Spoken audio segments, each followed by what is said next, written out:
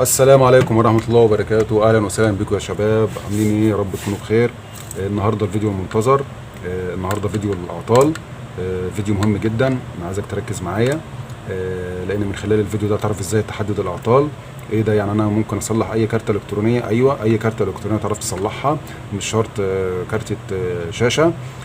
لأن نظام التشغيل بيبقى واحد والفكرة واحدة في كل الكارتات. طبعا احنا عاملين الفيديو ده النهارده عشان سهوله تحديد العطل. تعرف ازاي تحدد العطل في اي مكان، تشتغل في المنطقه الصح، هتوفر على نفسك وقت ومجهود كتير في شغلنا. نبتدي كده ان شاء الله على بركه الله.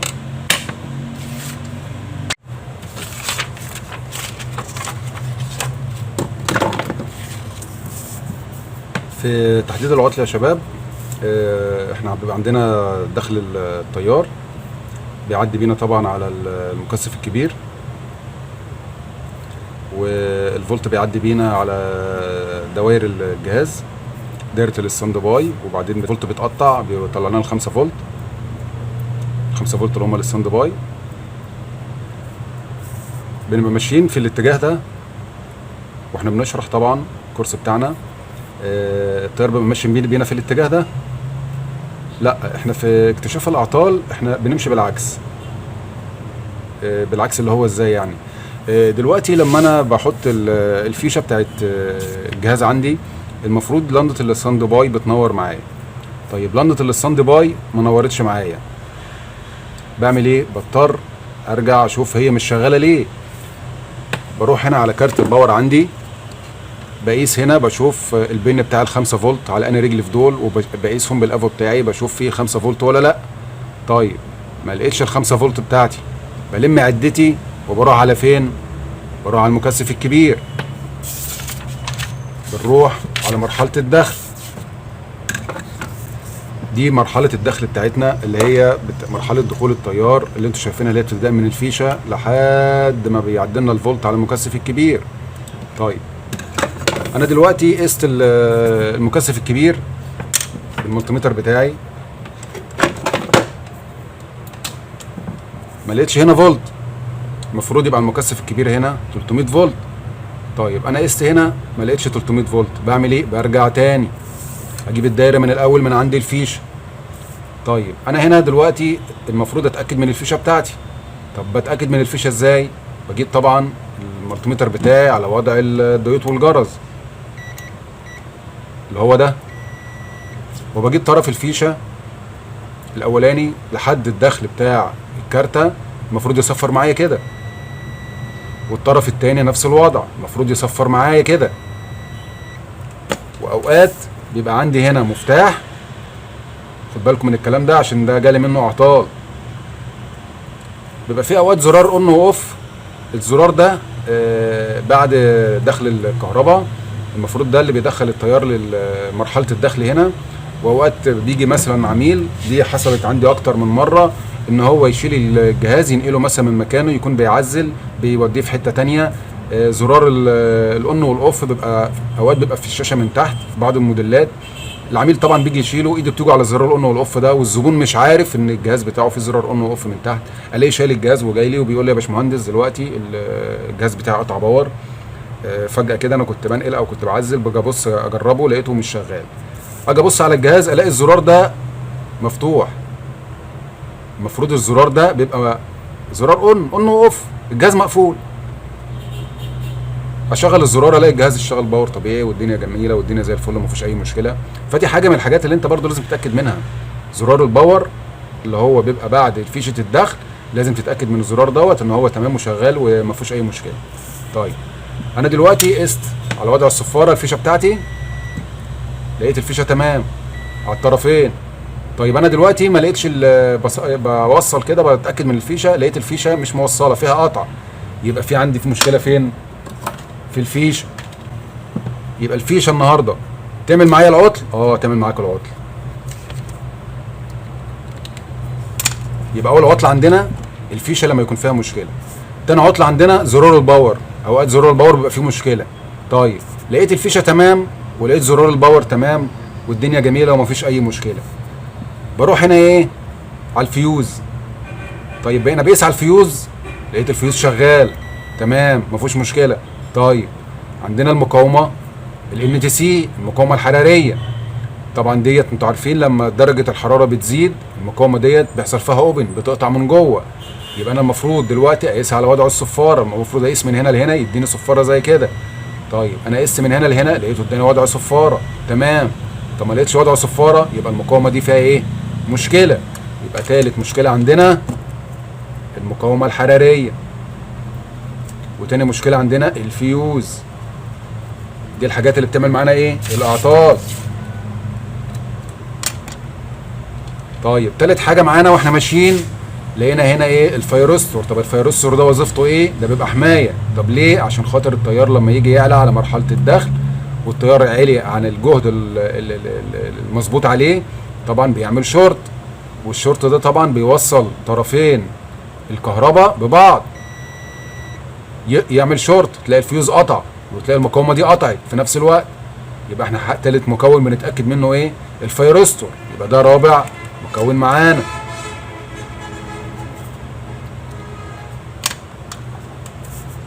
بعد كده بيعدي بينا الفولت على ايه؟ على المكثف البلاستيك اللي هو ده. المكثفات البلاستيكيه دي، المكثفات دي يا شباب يعني ايه؟ من النادر ان هي بتبوظ. يعني انا في حياتي كلها ما غيرتش مكثف من ده. الفولت بيعدي بينا على ايه بعديه؟ على الملف. الملفين دول اوقات بيجي لك الملفات دي بيحصل فيها قطع، يعني هي جات لي اكتر من مره ملفات زي دي بيحصل فيها قطع، خصوصا في بورد الريسيفر.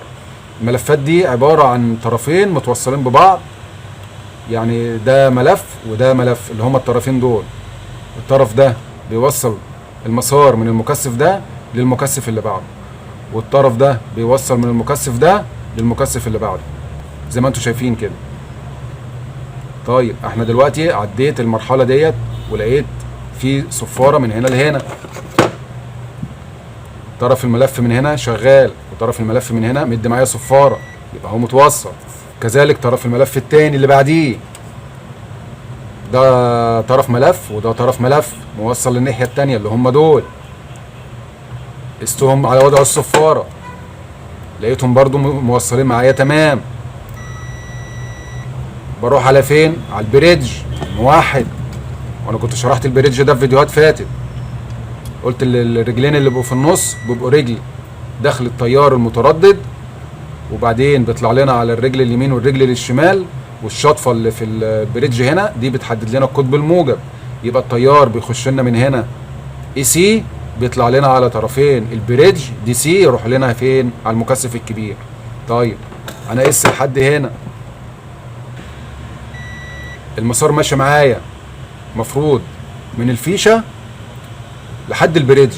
المفروض انا اقيس من هنا طرف الفيشه لحد الطرف الوسطاني في البريدج يصفر معايا كده، والطرف الثاني في البريدج لحد الفيشه هنا يصفر معايا برضو نفس الوضع كده اللي هو هنا كده. دي الفيشه اهي، دول الطرفين بتوع الفيشه. لما نيجي نقيس كده المفروض يصفر معايا كده، والطرف الثاني اجي اقيس بيه لحد الطرف الثاني اللي هو في البريدج المفروض يقيس معايا كده زي ما انتم شايفين كده. يبقى مرحله الدخل عندي دي كلها سليمه ما فيهاش اي مشكله. عرفنا كده مرحله الدخل بنقيسها ازاي ونقدر نحكم عليها ازاي. طيب المفروض على الوضع اللي احنا القياس اللي احنا قسناه دلوقتي ان الفولت واصل من عندنا لحد هنا البريدج هنا تمام، وعلى الطرف الثاني هنا تمام. المفروض يطلع لنا من هنا ال 300 فولت على المكثف الكبير، يبقى انا هلاقي 300 فولت هنا على المكثف. طب ما لقيتش ال 300 فولت على المكثف، يعني الطرف متوصل ولقيت هنا الطرف متوصل ومفيش برضو فولت هنا على المكثف الكبير، يبقى المشكله عندي في الدايود البريدج. طيب نوصل كده عشان نتاكد من الكلام ده عملي. ادي الكارته بتاعتنا، نوصل كده.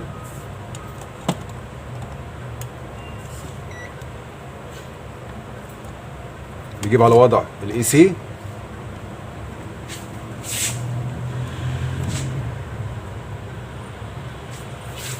ده عندنا هنا مرحله الدخل، عندنا 224 فولت. طيب لما نروح هنا نقيس على الطرفين اللي في النص بتوع البريدج 224 فولت AC. طيب المفروض بقى نقيس على المكثف الكبير بتاعنا هنا، لان المسار ماشي اهو راح للمكثف الكبير. نقيس كده على الخارج بتاع البريدج زي ما انتم شايفين كده، خارج البريدج 300 فولت. نروح نقيس على المكثف الكبير هنلاقي 300 فولت.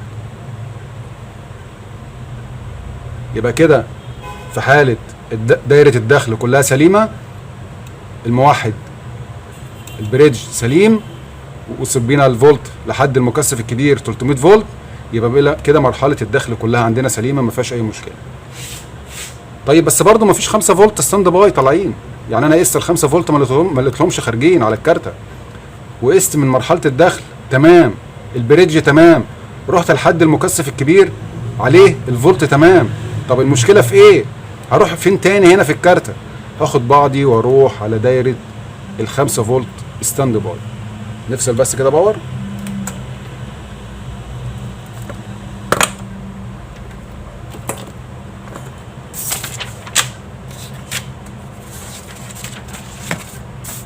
دي دايرة ال5 فولت ستاند باي اللي كنا شرحناها الفيديو اللي فات. احنا هنا رحنا على المكثف الكبير، والمكثف الكبير قسنا عليه لقينا عليه 300 فولت، وده عندنا دايره الستاند باي. طب هروح فين في دايره الستاند باي؟ هدور فين عشان اشوف المشكله فين او العطل في انا حته فيها؟ ايه اول مكون هنا بطمن عليه بشوفه؟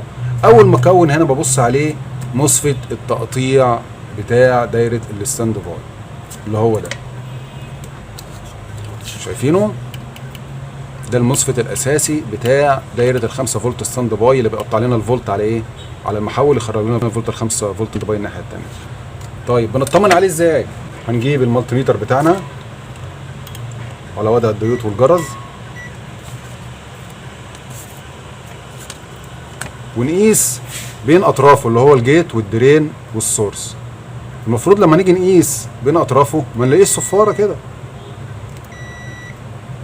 المفروض لما نيجي نقيس بين الثلاث اطراف بتوعه ما نلاقيش صفاره. طب لقينا احنا هنا صفاره، يبقى المشكله عندنا فين؟ المصفت فيه مشكله. طب ازاي المصفت فيه مشكله؟ وازاي انا قست ال 300 فولت لقيتهم على المكثف الكبير، والمفروض الدرين بتاع المصفت بيبقى متوصل من خلال الملف على 300 فولت، يعني 300 فولت اصلا بيبقوا فين؟ على الدرين بتاع المصفت التقطيع هنا. طب ازاي ده في شورت ومفيش شورت هنا على المكثف الكبير؟ اقول لك ليه. مصفت التقطيع بيبقى على رجل السورس بتاعته متوصل على مقاومه، والمقاومه دي متوصله بسالب المكثف الكبير، ودي بتبقى مقاومه عشريه محطوط هنا. المقاومه دي حمايه ليه؟ عشان لما يجي يحصل عندنا شورت في مصفت التقطيع، الشورت ما يوصلش بينا للمكثف الكبير ويبوظ لنا مرحله الدخل، مشكله تكبر. المقاومه دي بيحصل فيها عمليه اوبن، بتقطع، بتفصل المقاومه دي هنا، تفصل رجل السورس عن المكثف الكبير، بالتالي تلاقي الشورت هنا على المصفت وما تلاقيش الشورت فين؟ على المكثف الكبير. طب انا دلوقتي لقيت في مشكله عندي في المصفت، وجبت مصفت جديد نفس الرقم، ما لقيتش نفس الرقم، طب انا جبت له بديل وركبت المصفت والدنيا تمام، وبقيس على اطرافه ما لقيتش شورت ولا اي حاجه، والدنيا زي الفل ومفيش اي مشكله. طب جيت اوصل اجي اشغل مفيش 5 فولت برضه خارجين. طب ما هو يا استاذ العزيز النهارده في مقاومه هنا، المقاومه ديت حصل فيها قطع، فبالتالي رجل السورس بتاعت المصفت مش متوصله للمكثف الكبير، بالتالي المصفت مش هيشتغل. يبقى انا المفروض بعد ما بغير المصفت بروح على المقاومه، ودي بتبقى مقاومه عشريه زي ما قلت لكم، بتبقى قيمتها قليله يعني. بنغير المقاومه، وصلت رجل السورس بتاعت المصفت بسالب المكثف الكبير، المصفت اشتغل، قطع الفولت، ال5 فولت خرجوا. طيب انا دلوقتي قست على المصفت هنا ما لقيتش شورت والمصفت تمام، قست المقاومه لقيت المقاومه تمام، والكلام ده عمل ايه هنا؟ اهو ادي المصفت بتاعنا، وادي مقاومه الارضي اللي بتوصل رجل السورس بتاعت المصفت لسالب المكثف الكبير. ادي رجل المصفت، دي السورس، ماشي معانا المسار لحد هنا، ومعدي بينا المقاومه اهي اهي المقاومه ماشيه معانا اهي، والمسار زي ما انتم شايفين ماشي كده معايا، ماشي رايح لحد سالب المكثف الكبير. عشان كده المقاومه دي حصل فيها قطع، بالتالي الارض مش هيوصل لنا لسورس الموسفيت، وبالتالي الموسفيت مش هيشتغل اهو.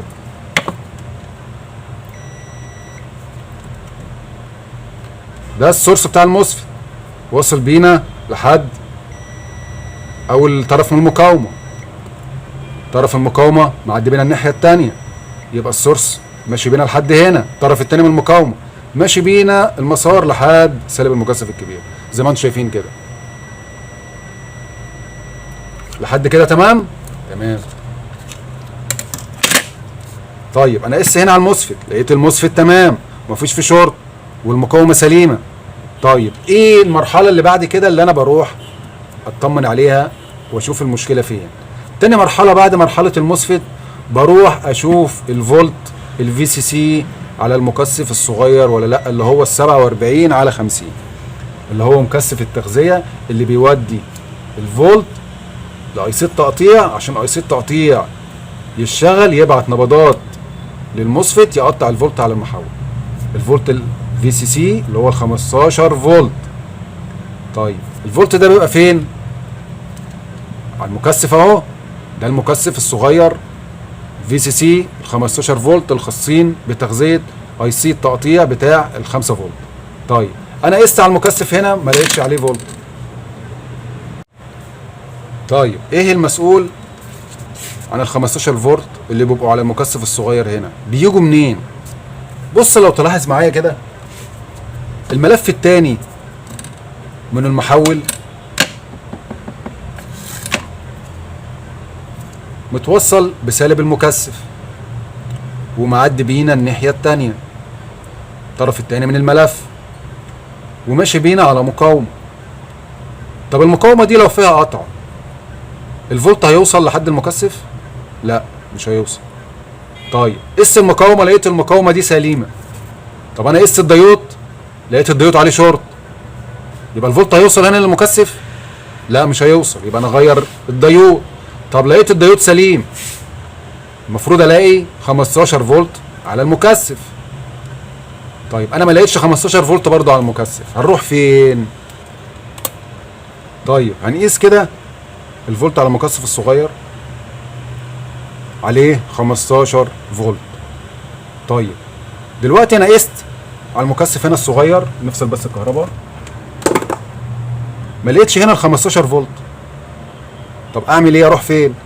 في حاله ان انا دلوقتي لقيت المقاومه سليمه ولقيت الديود سليم والمسار ما فيهوش اي مشكله لحد المكثف الصغير، ايه المرحله اللي انا هتبعها بعد كده؟ لو رجعنا هنا لمرحله الدخل، بيبقى في حاجه اسمها مقاومه البدء، وده انا ما شرحتوش المحاضره اللي فاتت. كان في اخ فاضل سالني في التعليقات ان انا ما اتكلمتش عن مقاومه البدء في الشروحات اللي فاتت، فطبعا انا ما رضيتش اشرحها عشان خاطر كنت بشرح الدوائر العموميه ديت، فعشان ما لخبطكش في المسارات والفولتيات والكلام ده كله، فانا اجلتها لموضوع الاعطال اللي هو زي النهارده كده. طيب مقاومه البدء دي عباره عن ايه؟ مقاومه البدء خارجه، بيبقى عندنا مسار اوقات بيجي من المكثف الكبير واوقات بيجي من فولت الاي سي، زي عندنا في الكارته ديت جاي من عندنا من فولت المتردد الفولت الاي سي. ادي شايفين الطرفين اللي رايحين معانا على الديود اللي هو البريدج. شوفوا المسار عندي خارج من هنا رايح فين، معدي على مقاومتين، والمقاومات دي طبعا بتبقى قيمتها كبيره، بتبقى 47 كيلو زي ما انتم شايفين كده، معدي على مقاومتين ورا بعض، والمسار ماشي بينا اهوت، وبالتالي الفولت هيروح لاي 6 تقطيع، اي 6 تقطيع هيقطع الفولت على المحول من خلال مصفة التقطيع، الدايره تشتغل والملف الثاني يشتغل، يودينا ل 15 فولت الفي سي سي الاساسيين لحد المكثف الصغير بتاعنا. طيب نشوف الكلام ده عملي.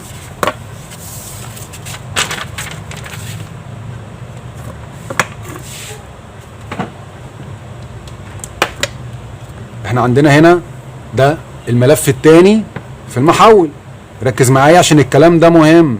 بيبقى فيه اعطال بنسبة 80% في الجزئية اللي هنا، الجزئية الخاصة بمرحلة الفي سي سي.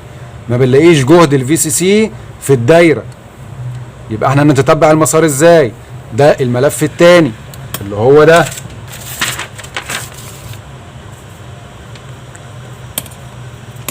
اللي متوصل بينا على سالب المكثف، بيخرج من الناحية التانية من الملف، بيعدي على المقاومة. يبقى الطرف التاني من الملف بيعدي على المقاومة، ومن المقاومة على ديود اهو، الديود اهو، والفولت بيطلع لنا من الديود على المكثف الرئيسي اللي هو الفي سي سي، وده المكثف الرئيسي اللي بيوزع لنا ال 15 فولت على بقية الدوائر. بيعدي بينا من خلال المكثف الرئيسي ده، بيروح لحد المكثف الصغير يودي ال 15 فولت لحد الاي سي التقطيع، يودي له تغذيه اللي هي التغذيه بتاعته الرئيسيه، اللي على هذا الاساس بيشغل لنا ايه؟ التقطيع هنا الناحيه الثانيه. طب انا عندي هنا عايز اتاكد جهد البدء موجود ولا مش موجود. اتاكد منه ازاي عشان اقدر احكم على دايره الفي سي سي اذا كانت المشكله من مقاومه البدء ولا لا؟ شايفين الديود ده؟ هنفصل طرف من اطراف الديود بالكاويه كده،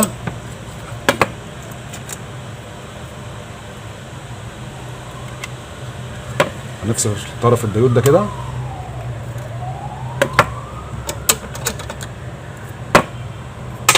نوصل كهرباء كده،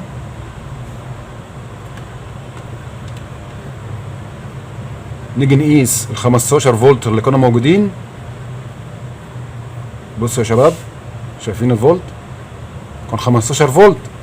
بصوا الجهد هنا 12 فولت، ويعني متغير، يعني مش ثابت على قيمه معينه. هو ده جهد البدء.